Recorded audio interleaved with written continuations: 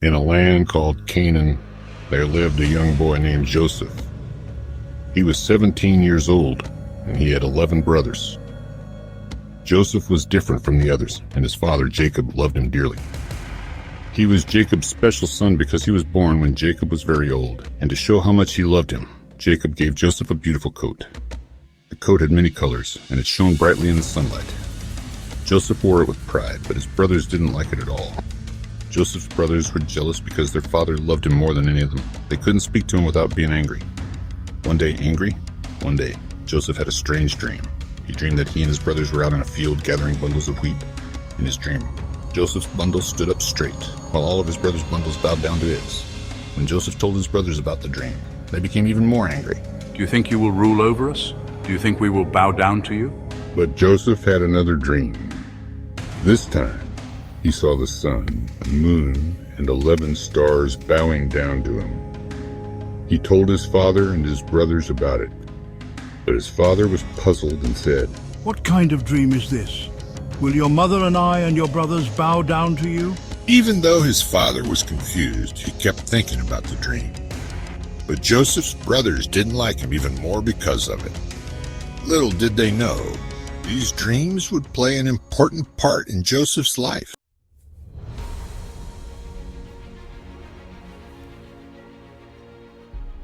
One day, Joseph's father, Jacob, sent him to find his brothers who were taking care of the sheep in a distant place called Shechem. "I'm looking for my brothers.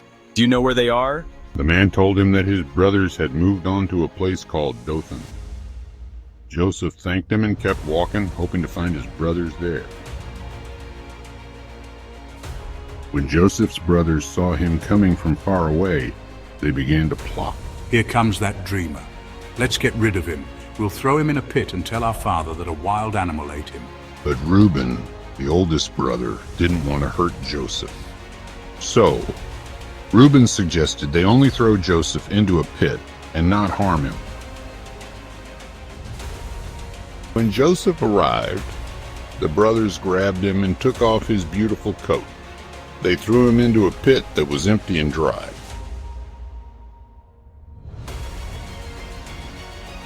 Then they sat down to eat their meal, not knowing what to do next. Suddenly they saw a caravan of traders coming toward them.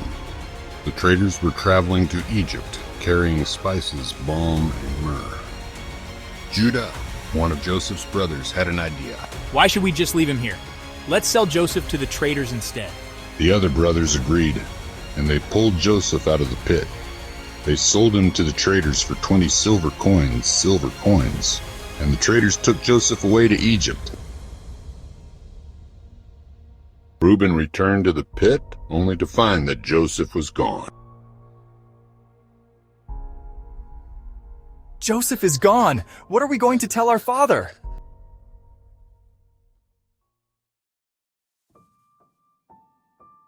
The brothers knew that they had to cover up their actions, so they took Joseph's colorful coat and dipped it in the blood of a goat. They sent the coat back to their father, hoping he would believe that a wild animal had killed Joseph. When Jacob saw the coat, he immediately thought that Joseph was dead. He tore his clothes in sorrow and put on sackcloth, a sign of mourning. "I will go to my grave mourning for my son." No matter how much his sons tried to comfort him, Jacob couldn't be consoled. Meanwhile, Joseph had been taken to Egypt, where he was sold to a man named Potiphar. Potiphar was a powerful officer in Pharaoh's army, and he lived in a grand house in Egypt. Joseph's journey was only beginning, and even though he was far away from home, God had a plan for him. What would happen to Joseph? Would his dreams ever come true? Only time would tell, but Joseph's story was far from over. He was about to face many challenges, but God, Yahweh, the God of his fathers, would be with him every step of the way.